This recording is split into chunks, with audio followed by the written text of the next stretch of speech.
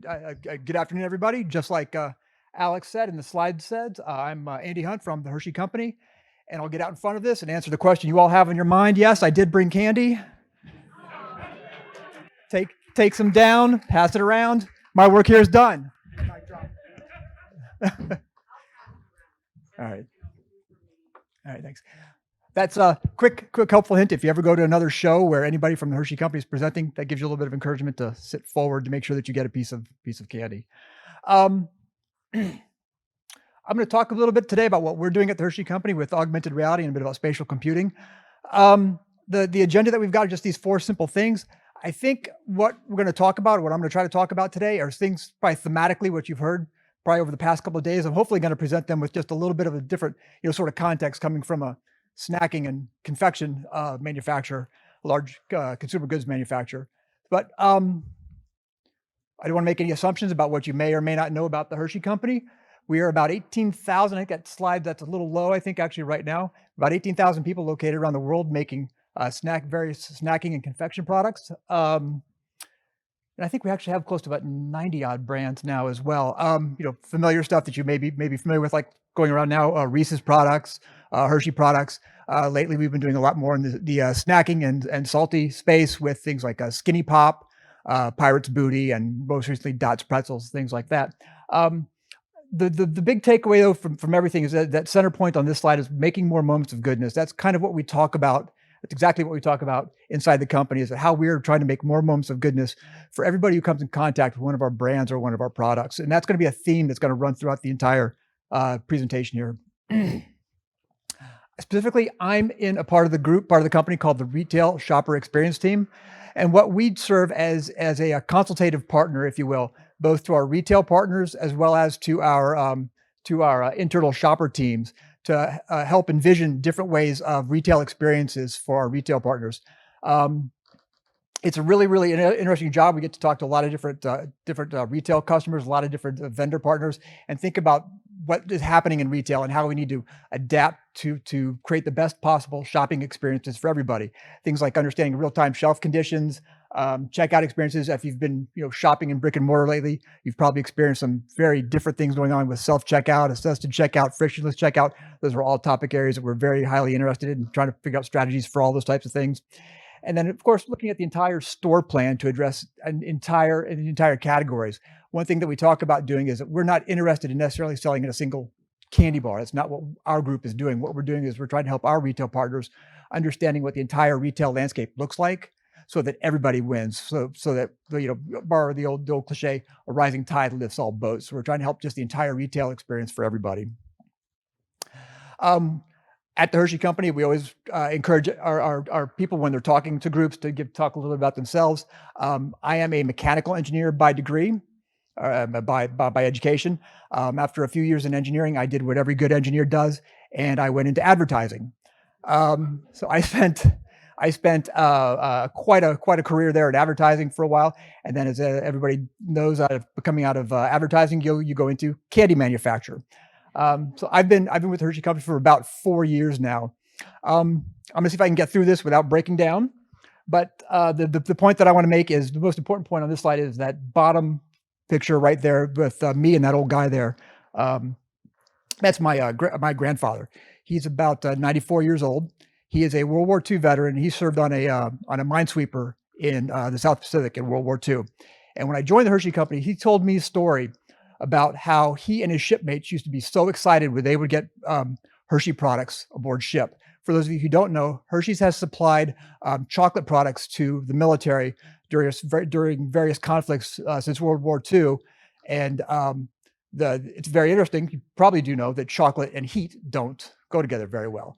So the part of the creative brief for the company in all these events was that these products had to survive high heat, and just as importantly, they could not taste any better than a baked potato.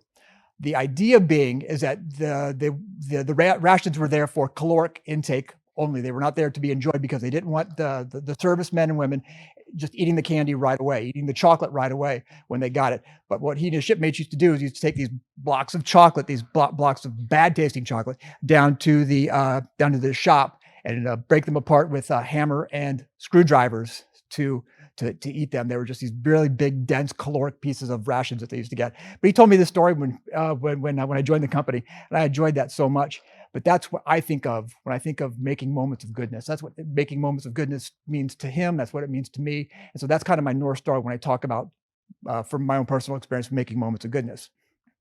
And when we talk about trying to understand shopper experiences, going back to what we talked about with the larger team, it's like we have all these various modalities now where how shoppers are shopping.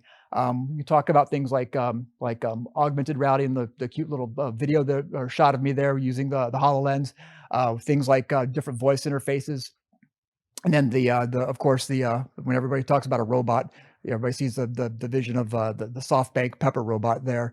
What is the shopping experience going to look like when it's not humans shopping anymore necessarily? So these are kind of things that we're taking a look at and trying to figure out, what is this all going to look like in these various modalities that we've got to face. And everybody has talked about this idea. Everybody always talks about this idea of a minimum viable product, MVP.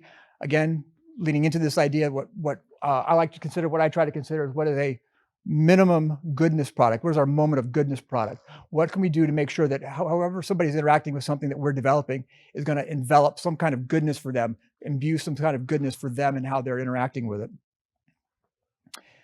And I've been fortunate enough within the company to work across the entire company in a variety of different use cases and a variety of different audiences, from what we talk about from the company, the customer, and the consumer. On a company level, what you've got are users who are trying to get tasks done. There's perhaps shift workers, manufacturing staff that's working on the floor trying to get this series of tasks done. So their expectations for how to interact with technology, their expectations for how they're going to interact with something is quite different from what a customer might wind up being when they're interested in trying to develop a strategy or a vision for what a retail scene might look like, what a new transaction zone what might look like, and how we communicate with them. And then, of course, for a consumer, how they interact with our products. What are they trying to get done? In many instances, they're not task oriented. Once they've already got the product, they may be interested in learning something about nutritional value, or maybe how to use a baking product or something like that. But it could be an experience that they're looking for. It could be something like a lifestyle extension that they're looking for. So when we talk about some of these experiences that we're developing, we've had a lot of interesting work that we're doing across all three of these user bases. The one thing I want to point out is I'm not an expert on any of this stuff. If I was an expert on any of this stuff, I'd be selling this book out on the front there, and we'd call it a day. I don't know how to XR to bring you wealth, fame, and glory with augmented reality. This is just some of the work that we've done within the Hershey Company. So me and my teams, what we've tried to do. This is not even a great example of some of my Photoshop skills. This video should come with a strobe warning, but I'm going to go ahead and hit it. I don't know if you've seen this video or not. This would not be an Augmented Enterprise conference or a conference on mixed reality if I didn't talk about the metaverse. I saw this video and I thought, oh, this is a wonderful encapsulation of the nightmarish dystopian universe, which could be the metaverse if certain entities get a hold of it. I've heard it described as a 32-bit hellscape that you strap on your face with a football helmet. As cynical as I am about what the metaverse is or what concepts of it could be, I'm trying to be as open-minded as I can about that type of thing as well. I think in large measure, working within this space of mixed realities, you've got to have a very thick skin to what happens with a lot of the marketing content and a lot of the promotional materials that are out there. But this is one future which I hope we never face. What is important, though, is that what is important, at least for us in the immediacy, or at least in the short to medium term, are the technologies that will enable things like the metaverse. And it's these technologies that we're talking here, brain-computer interfaces. I'm not suggesting that we're going to connect you to a Hershey bar anytime soon through a brainstem, but the things with like augmented reality and virtual reality are very interesting. We're all very familiar with mobile and console and PCs. Virtual reality is an interesting one. I was having a conversation with some folks earlier. From my perspective, is that virtual reality is a little bit of a tough one if we circle back to, again, that idea of making moments of goodness, because making moments of goodness for us in very large measure involves not just interacting with our product, but interacting with our product and somebody else. If you think about making s'mores with your family in the backyard over the summer, if you think about making an ice cream sundae with somebody there at the counter and with Hershey syrup, or you think about having a big bowl of Skinny Pop popcorn for family movie night, it's you with somebody else, you with your family, you with a loved one. You're doing something, and our product happens to be a conduit through which some interaction is happening. That doesn't happen with virtual reality. Virtual reality, once you strap that thing on your face, it tends to be a very singular experience. Whereas something with like augmented reality, even if you're looking at sharing a phone, we're all kind of very much used to like, hey, look at this on my phone, look at this my tablet, my iPad, whatever it might wind up being. Augmented reality tends to be something that it has a little more sharing. So that as a technology delivery vehicle for some of these experiences tends to be the one that we're leaning into a little bit more so than virtual reality. Not saying that virtual reality doesn't have its place, seeing some great examples of stuff doing with trading, but when we're talking about interacting with our customers a bit, our retail customers a bit, especially with consumers, VR is a little tough one for us to figure out just yet. And to ladder up just a little bit more, we have been thinking about just the greater universe, the greater topic sphere of spatial computing. The whole idea is that beyond just the visual, there is auditory, and then there's the haptic stuff.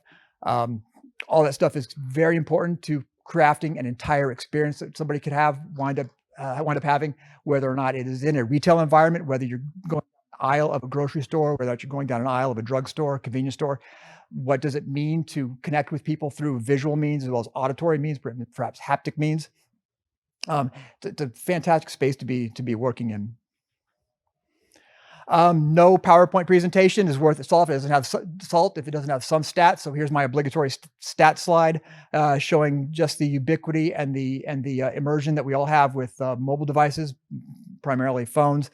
I don't need to belabor any of these points. I think we all feel how embedded mobile devices are within our lives. This is just the quantitative measures for how all that actually works. The interesting one to point out, if nothing else, at the bottom is that 71% of people sleep with their phone within arm's reach as of 2015. I'm sure that number has gone up. I don't know if you've heard the old aphorism that you're never more than 6 feet away from a spider. Mobile phones are looking at spiders, going, "Hey, we got you." This is fish in a barrel content to this audience. We all know what's happening with what's available, I think, pretty much right now, and what's on the forecast for some things with head-mounted devices. The AR swim goggles is an interesting thing. Not so much that we're not going to be selling you a 2-pack of Reese's Cups while you're doing laps in the pool anywhere through augmented reality, but it is an interesting manifestation of where the technology is going to see it done. I don't know if you've seen any of the desktop holographic displays, but again, in terms of putting 3D content together, this is another vehicle through which you can be delivered. In development, we just heard about the Meta Oculus that is just. We all know Apple's working on stuff. We all know Google's working on stuff. And then, of course, we've got the very interesting contact lens solution that I forget who's working on that exactly, but we know it's coming. It's all coming there. If nothing else, this is a slide that I sometimes use internally to talk about, hey, look, I know these headsets look big. I know these headsets look bulky. I know this is not the form factor we're expecting anybody to maybe work with them right now. But before you know it, they're going to be in a form factor that we all have to be very aware of. They're going to be developed and put forth, and they're going to be sold by companies that we're all very used to working with right now, like Apple and Google. So the future's coming. The future's going to be here before you know it. So let's try to work on some of these things now so that when it does come, we're going to be better prepared for it, so that we're just ready for it, more ready for it anyways. We've heard a lot today about what it means to bring in leadership and what it means to sell your ideas and sell your technologies internally. This is, and I'm sure we've all talked about show and tell types of events before. This is not show and tell. This is show, don't tell. We go under the mantra show, don't tell, because just like we heard earlier in the presentations, showing people what this is all about, you can't do it in a PowerPoint presentation. You can't do it in the video. You've got to get them in headsets. You've got to get them in things. The photo on the left is actually our senior vice president for supply chain. He is an engineer. He's getting down on his hands and knees, and he's looking at a model of some manufacturing equipment that we put into the HoloLens headset, getting in there. I've got some other great pictures of the rest of his engineering leadership team, literally on their backs, on their knees, looking at the same piece of equipment during this demonstration that we did for him and his ELT. The photo on the right is of one of our engineers at the facility where this piece of equipment is actually going in. he's pointing out and moving around where that equipment is going to go in there. Again, the idea is that show, don't tell, don't talk about it. We've been very lucky insofar as that we've been able to spin up a lot of these demonstrations ourselves. We have some of the means and the resources by which to do this. We have been able to sort of spin up our skill set and able to put these things together with fairly quick order. This is a very defeatured model of one of our pieces of manufacturing equipment that's on an iPhone. I think we're going to pop it up here. Yes, on my desk at home. Clearly it's a dollhouse scale type of thing. What was interesting, I'll go ahead and lean into some of the conversations that we've heard before about things that people were doing with augmented reality and virtual reality in terms of remote working and things like that. This piece of equipment is actually in use in place in our Reese's facility in Hershey. It's also down in the Reese's plant down in Stewart's Draft. Just as a visual example of how we've been putting some things together to communicate with some of our remote teams, regardless of the situation, be it COVID or not. Generally, we don't tend to work in dollhouse views. This is a very unique example of some little things that we've done. Clearly, for things like engineering design reviews, you've got to have things at one-to-one scale. And when you're talking about consumer products and things like that, as we'll see here in a few minutes, you've got to have stuff at one-to-one. If you're talking about trying to show a retail partner or a consumer what a chocolate bar looks like in 3, 4, 5 different sizes, you want them to see what they look like in those accurate sizes. Case in point, I just passed around that party bag. We've got party bags, family size, share size, a variety. If you've been down the candy aisle recently, you've seen that there are a lot of different sizes of candies. So you want to make sure that you're representing all that information in the right size and scale. To the point, more to the point, leaning into what I just showed you before, if this is an example of a fly-through video that we've done for some of our retail partners. This is sort of what we're calling an agnostic store model, leaning into what we do within our team of the retail shopper experience and how we're using 3D modeling. And we're getting into some of the extended realities of how we're demonstrating this type of information to our retail partners, allowing them to, and what we were able to do is take some of the things that we learned building that defeatured engineering equipment and putting it into some of the similar tools, use some of that learning that we did there and put it against this use case. Because if you can show a piece of manufacturing equipment, you can certainly show some retail spacing as well. This is an example of some of the things that we're taking a look at doing, being able to represent and visualize total store as well as individual aisles within the store category within the thing right there.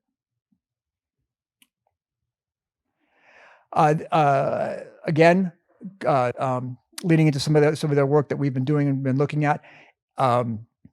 This is a merchandising unit. This is a full pallet of s'mores. If you were in Walmart, is Cynthia still here? I don't see Cynthia. If you were in this is a very typical type of thing that you might see in a Walmart during s'mores season. Typically, what is done is that our retail teams will go in to visit a customer, and they will show them a visual what this looks like on a 2D printed piece of paper or something on an iPad, and say this is what this vehicle will look like in your store if you want to be a part of this campaign. But what we've been trying to do is take some of these things, move them from the flat sort of 2D representations, be they on a printed page or elsewhere. Use them in a you can do. There's a lot of very interesting stuff that you can do even in PowerPoint in 3D. For those of you who may or may not be aware, this is just a 3D model that was dropped into PowerPoint. I'm having to do a simple spinning animation. Provides just a little modicum of increased engagement to show a little bit of difference of how the model can be used. And then that same model, we're going to let this video go on. That same model can be popped into augmented reality. This is something that we've actually been piloting with Walmart and some other retail customers to show exactly what these units are going to wind up looking like in store. The use case is that our retail teams have to go out and then talk to store managers, department managers, and talk about what these vehicles will look like in store, and try to get them sold in a certain time, according to where the campaign looks.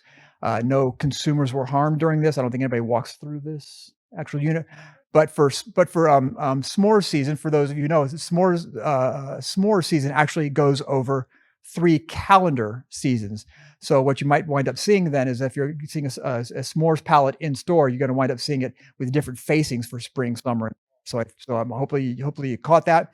So it allows our retail teams to show that key decision maker in store what that merchandising vehicle looks like during the various calendar seasons. And this is another example of some of the things that we're doing with our retail teams. On the left is a very typical type of what's called a planogram. What it is a visual representation of what the store shelves need to look like. Typically, what happens is that is delivered over as a PDF on a tablet or an iPhone that has to be pinch and zoomed. You've all had to pinch and zoom PDFs on iPads before or phones before, and you can understand that the usability on it can sometimes be a little bit wanting. The difference being is that now we've just completed a pilot now to deliver these things as 3D models through a web app, and you can see there's me behind the scenes there tapping on all the buttons and whatnot, showing how the same thing can be visualized using a 3D model asset through a web app. And in just a second here, I think, we're going to get a little bit more detail here, but what we're going to see here is actually this used in augmented reality. What you'll be able to do then is be able to see this this merchandising four-way side to side next to the physical one, and it provides a much quicker, much easier validation method for when our store associates or when our retail teams need to go in and set these merchandising vehicles to a certain way. I've only been in this role within the Hershey Company for the past 4 months, and it's been very interesting in that it feels like I'm learning so much more about retail that I never would have known. It's fascinating how much actual science and strategy goes into the design and the layout of store and visualizations that go in. I cannot share, any of the quantitative data that we've gotten back from the feedback for this pilot. Qualitatively, this has been a huge hit, not only for our sales teams, but also for the store associates who interact with this. It's been a fascinating way to hear how our teams are actually interacting and, quite honestly, collaborating. And in some fashion, this is creating with the store associates there. And that's really powerful when you're enabling your team to create like that. They get a real sense of ownership and a real sense of authority as to what's happening. But here we see it in augmented reality. I'm placing the four-way there on the floor. And so again, you can do a side-by-side comparison if that's the type of thing. We've all heard the problems. We all know the horror stories about staffing issues right now. That problem is so acute at the retail level. So anything that we can do to enable our retail teams and the store associates to make those decisions fast and make sure that they're confident in the decisions that they're making, get them in and out of those decisions as quickly as possible. So in just the moment that I have left, what we've done to help spread the gospel of what it is that we're doing, we've started our spatial computing community of practice, and I think I heard this just a little bit earlier before. It takes a village to bring this sort of stuff together. We've got folks from HR, we got folks from sales, retail, engineering, R&D, IS, a wide swath of folks that are coming together to figure out the right use cases to bring forth with mixed reality. Skip through this real quick. And then in summary, we are perhaps not immediately in your head when you think of mixed realities, but we are very interested in the technology and looking for new problems to solve with it. We are rapidly getting towards a post-phone world where our information is going to be even more ubiquitous and unique and personalized. We've got to start preparing ourselves for that space, and I'm hoping that within the Hershey Company we're set up on the right foot. The interactions that we're going to be having are just way more immersive and way more integrated than they ever have been.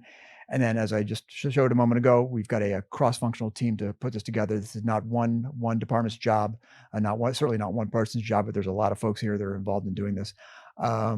Trying to leave just a few moments for questions if we've got any.